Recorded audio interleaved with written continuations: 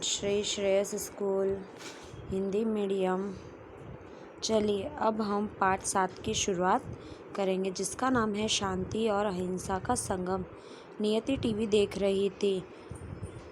एक के बाद एक चैनल बदल रही थी। उसमें उसने किसी अलग ही भाषा की चैनल में देखा कि कुछ लोगों ने लाल रंग के कपड़े पहने हैं और साथ जैसे कि इन लोगों को देखकर उसने अपने पिताजी से पूछा, ये साधु कौन है?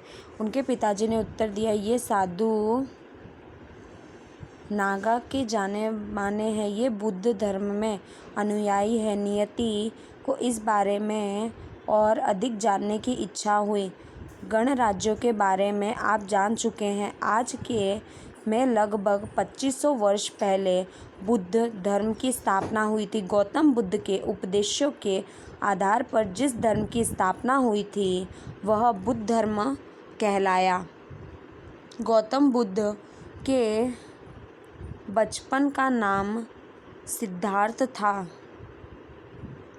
उनका जन्म हिमालय की तराई की कपिलवस्तु नगर के पास लुम्बिनी राज्य में हुआ था और शुद्ध धोन में उनके पिताजी तथा मायावती उनकी माताजी सिद्धार्थ का विवाह यशीधरा नामक सुंदर कन्या से हुआ था। उनका राहुल नामक एक पुत्र था। सिद्धार्थ क्षत्रिय थे तथा शाक्य नामक एक छोटे गणराज्य के राजकुमार थे और युवावस्था में उन्होंने सांसारिक सुखों को छोड़ दिया था और पत्नी यशोधरा तथा पुत्र राहुल को त्याग कर वे घर छोड़कर निकल गए थे। सिद्धार्थ के गृह त्याग की यह घटना थी जिसमें महाभिनिष्क्रमण कहलाती है। वे ज्ञान प्राप्ति के लिए वन जाकर तप करना चाहते थे। उन्हें लगा कि संसार के दुखों का सागर है और समग्र मानव जाति को इस दुख से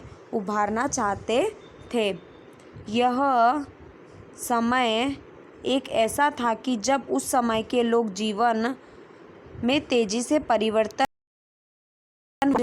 में ऊंच नीच के भेदभाव थे। लोग धर्म के लिए विषय में स्वतंत्रता रूप से विचार करने लगे थे। गणराज्यों के कुछ राजा अत्यंत शक्तिशाली हो गए थे और गांवों में भी परिवर्तन हो रहा था। नगर बनने लगे थे। इनके जिज्ञासु जीवन का सच्चा अर्थ जानना चाहते थे।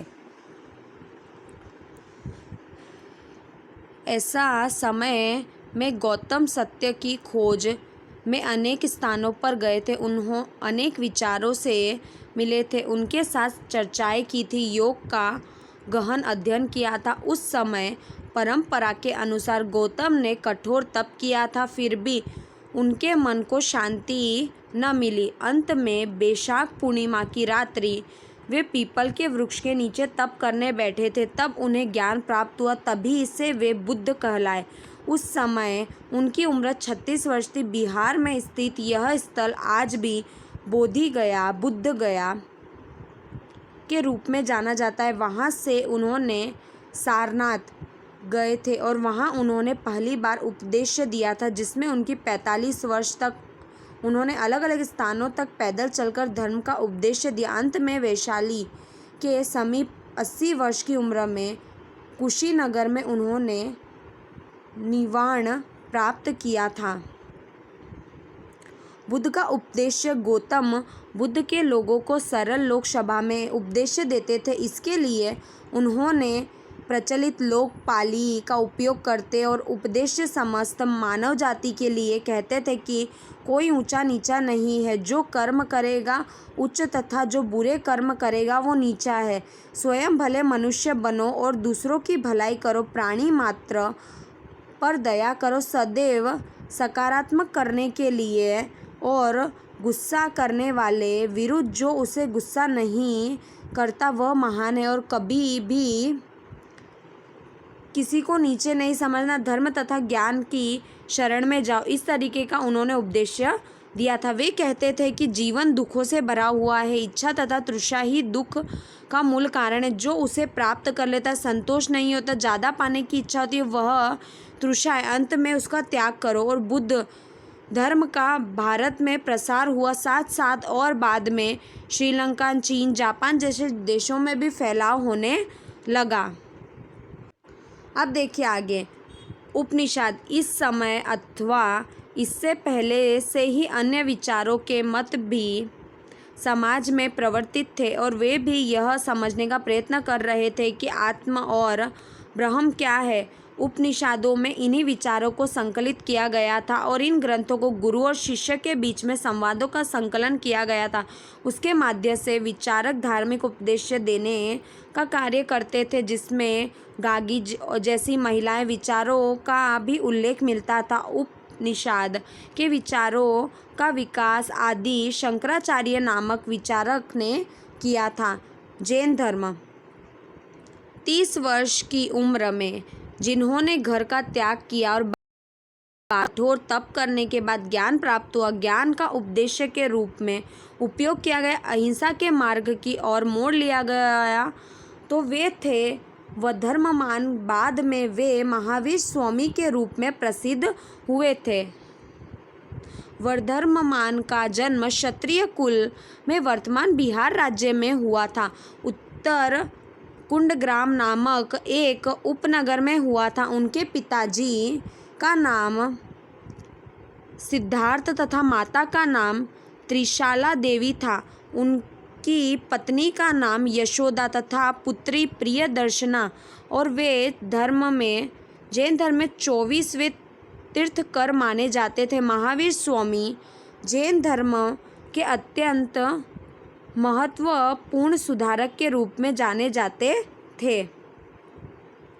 महावीर स्वामी का उपदेश। महावीर स्वामी ने लोगों को उस समय प्रचलित सरल लोक भाषा, प्राकृतिक और अधर्मगामधारी में उपदेश दिया। उन्होंने कहा था कि जिसे सत्य की खोज करनी होती है, स्त्री पुरुष को अपना घर छोड़ना होता है, और अहिंसा का अर्थ केवल हत्या न करना नहीं बल्कि जीवन मात्र को कष्ट न देना, प्रत्येक जीव को जीना चाहता है और मन वचन कर्म से कभी भी किसी को दुख या चोट न पहुंचाना। उनके उपदेश लोगों को पसंद आए और समाज में पशु हिंसा बंद हो गई, अहिंसा की महिमा बढ़ी और परिणाम स्वरूप भारत में जैन धर्म लोकप्रिय बना। अब जैसे जैन धर्म के अंदर देखिए अलग अलग तरीके की चीज़ें हुई थी, तो क्या हो गया, प्रसिद्ध होने लगा कि उन्होंने बोला अहिंसा नहीं करना, हमें किसी के साथ दुर्व्यवहार नहीं करना है, किसी को मारना नहीं है, किसी को चोट नहीं पहुंचानी है। तो इस चीज़ों से क्या होने लगा, जैन धर्म में वो आगे की ओर आने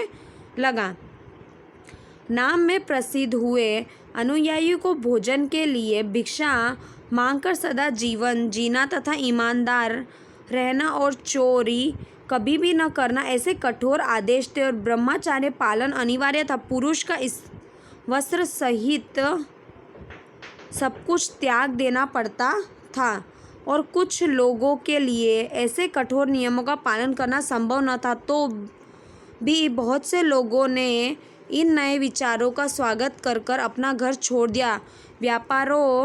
व्यापारियों ने इन सिद्धांतों का समर्थन किया। किसानों के लिए थोड़ा कठिन था क्योंकि फसल की रक्षा करना, जीव जंतु को मारना पड़ता था और महावीर स्वामी बताए गए 5 व्रत सत्य, अहिंसा, असत्य, अपिग्रहण और ब्रह्मचर्य, संघ और विहार जैसे जैन बौद्ध धर्म में उपदेश को अपने घरों का त्याग करना और जीवन भर एक ही स्थान पर रहना, दूसरे स्थान तक विहार करते रहना, इसीलिए कितने ही स्थानों पर स्थायी निवास करता, उसके लिए जैसे कि बिहारों का निर्माण करना, अनेक राज्यों में जैसे बौद्ध जैन राज्याश्रय प्रदान किया गया। इसी तरीके से राजाओं ने, व्यापारियों ने, संघ ने उपाशय निर्मित करवाए और इनके अलावा कुछ गुफाओं का निवास भी किया गया था।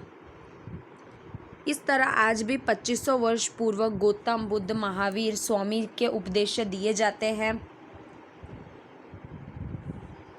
लोग उस समय की धार्मिक कर्मकांड तथा पशु बाल से दूर हुए और बड़ी संख्या में लोगों ने अनुयायी बने और दोनों उपदेशों के लोग शांति तथा अहिंसा के मार्ग पे चलने लगने के लिए अनुरोध किया और इस तरीके से समाज विचार परिवर्तन आया। इस तरीके से हमारे समाज में परिवर्तन हमको देखने को मिला। चलिए, अब आपका ये पाठ यहाँ पे समाप्त होता है। इसका जितना भी स्वाध्याय वो आपको आपकी नोटबुक में लिखना है। धन्यवाद।